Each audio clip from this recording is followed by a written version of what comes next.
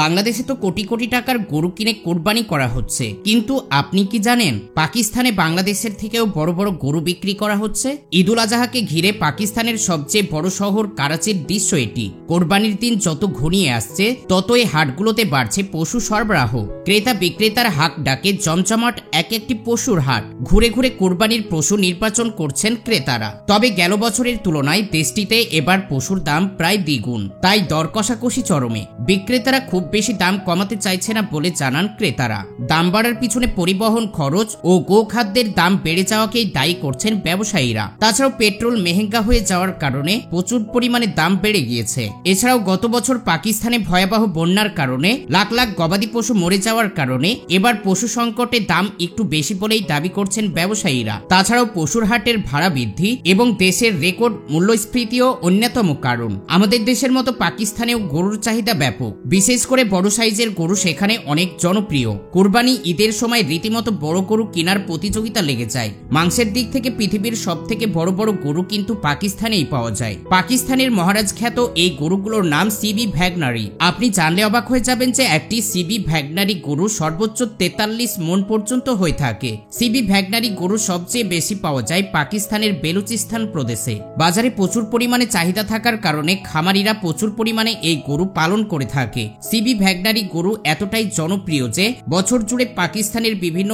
এলাকায় এই গরুর মেলা বসে। মেলায় সবচেয়ে বড় গরুটিকে চ্যাম্পিয়ন ঘোষণা করা হয়। বড় বড় গরু দেখার জন্য হাজার হাজার মানুষ ভিড় করে থাকে। মেলাগুলোতে এই গরুর উচ্চতা সর্বোচ্চ 8 ফিট পর্যন্ত হয়ে যায়। এর গায়ের রং সাধারণত সাদা কালারের হয়। মূলত মাংস উৎপাদনের জন্যই সিবি ভ্যাগনারি গরুগুলোকে লালন পালন করা হয়। পাকিস্তানে এমন কোনো খামার পাওয়া যাবে না যেখানে এই গরু নেই। পাকিস্তানের জনপ্রিয় ক্রিকেটার সাইদ আফ্রিদিও তার খামার আফ্রিদি ক্যাটেল ফার্মে সিবি ভ্যাগনারি গরু পালন করে থাকে। বছর কয়েক আগে সবচেয়ে বড় সিবি ভ্যাগনারি গরু দিয়ে তোলপাড় ফেলে দিয়েছিল আফ্রিদি ক্যাটেল ফার্ম। সিবি ভ্যাগনারি গরু দেখতে যেমন সুন্দর তেমনই ওজন এবং উচ্চতাও বিশাল। শুধু পাকিস্তানই নয়, সারা বিশ্বেই নাম ডাক রয়েছে এই গরুর। ইউরোপ আমেরিকার খামারগুলোতেও আজকাল এই গরু উৎপাদন করা হয়। প্রসঙ্গত কারণে সিবি ভ্যাগনারিকে পাকিস্তানের মহারাজ বলা হয়ে থাকে। আল্লাহকে সন্তুষ্ট করার জন্য পশু কুরবানি করা হয়, কিন্তু প্রতিটি দেশের কিছু ধনী মানুষরা শো আপ করার জন্য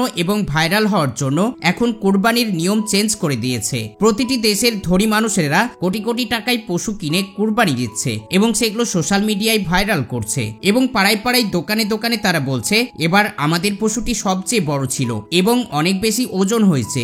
ঈদ এলেই প্রতিটি পশুর দাম 2 থেকে 3 গুণ বাড়িয়ে দেয়। একই রকম নিয়ম পৃথিবীর প্রায় প্রত্যেকটি দেশেই হয়ে থাকে। পাকিস্তানের এই ব্রাঙ্গাস প্রজাতির গরুটি আমেরিকা থেকে নিয়ে আসা হয়েছে। দুটি প্রজাতির গরুকে ক্রস ব্রিডিং করে এই গরুটি তৈরি করা হয়েছে। কালো রঙের এই বিশাল গরুটি তার কালারের কারণে গোটা পাকিস্তানে ভাইরাল হয়ে গিয়েছে। এই বিশাল সাইজের গরুটিকে পাকিস্তানের করাচির বস ক্যাটেল হাউসে লালন পালন করা হয়েছে।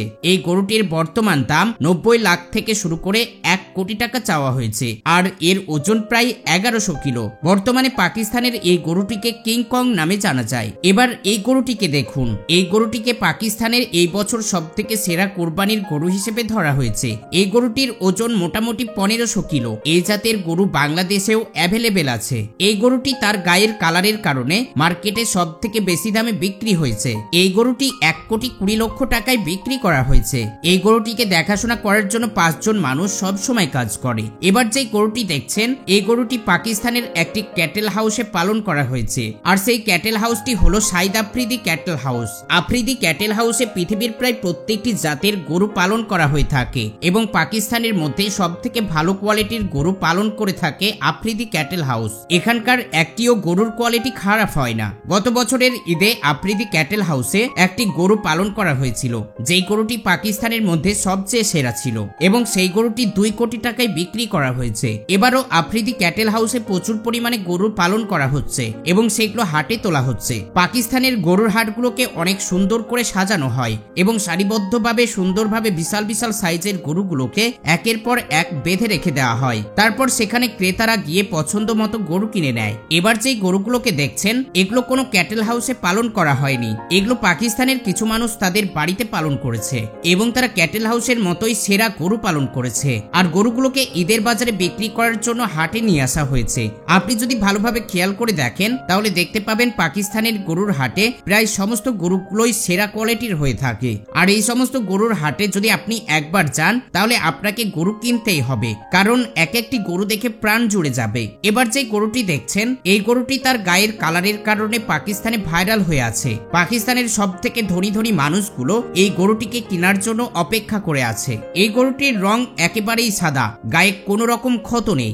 যদি আপনি একবার এই গরুটি সামনে থেকে দেখেন তাহলে আপনাকে এই গরুটি কিনতে মন চাইবে। তাছাড়াও এর ফিগার, ওজন এবং উচ্চতা দেখে মন ভরে যাবে। এই গরুটি এবার ঈদে গরুটির মালিক 2 কোটি টাকায় বিক্রি করতে চাইছে।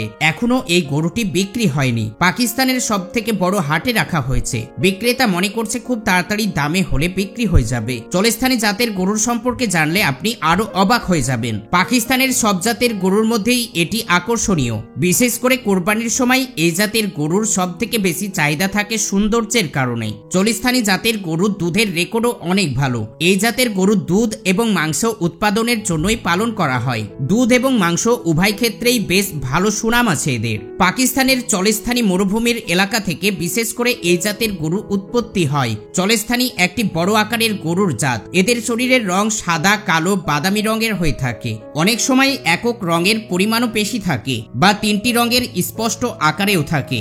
এই জাতের গরুর মাথা অনেক ছোট হয়। অধিকাংশ গরুর মাথায় শিং ওঠে না এবং ঘাড় ছোট হয়। চলেস্থানি গরুর চোখ অনেক বড় হয় যা দেখতে আকর্ষণীয়। পাগুলো খাটো, গলায় অনেক মোটা কম্বল থাকে। চলেস্থানি জাতের গাভী এবং ষাঁড় উভয়েরই নাভি অনেক বড় হয়। চলেস্থানি জাতের গাভী গরু প্রতিদিন 15 থেকে 20 লিটার পর্যন্ত দুধ দিতে পারে। এই জাতের একটি পূর্ণবয়স্ক ষাঁড়ের গড় ওজন হয় 1000 থেকে 1200 কেজি পর্যন্ত। চলেস্থানি জাতের গরু পরিষ্কার এবং শুকনো জায়গায় থাকতে পছন্দ করে। এই জাতের গরু প্রচুর পরিমাণে তাপ সহ্য করতে পারে। পবিত্র ঈদুল আজহা উদযাপনে দেশে দেশে প্রস্তুত হচ্ছেন ধর্মপ্রাণ মুসলিমরা।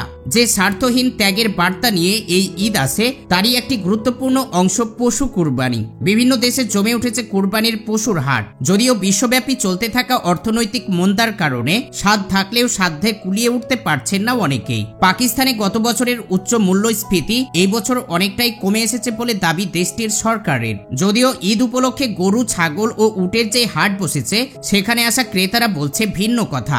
গত বছরের তুলনায় এবার গরুর দাম আরো চড়া বলে জানাচ্ছেন তারা। হাটে ক্রেতার উপস্থিতিও অনেকটাই কম।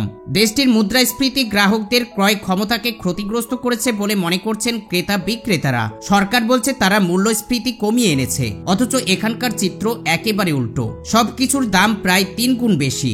গত বছর যখন এই পশুগুলোকে পালন করেছে তখন সব জিনিসের দাম অনেক বেশি ছিল। এই কারণেই গরুর দামও বেশি। মূল্যস্ফীতি কমায় হয়তো আগামী বছর গরুর দাম কমতে পারে। এদিকে বিশ্বের সবচেয়ে মুসলমান জনবহুল সংখ্যাগরিষ্ঠ দেশ ইন্দোনেশিয়া জুড়েও কোরবানির উপলক্ষে মৌসুমের হাটগুলো জমে উঠেছে। তবে এই বছর এই দেশটিতেও কোরবানি দিতে পারা মানুষের সংখ্যা আরো কমবে এমন তথ্য উঠে এসেছে।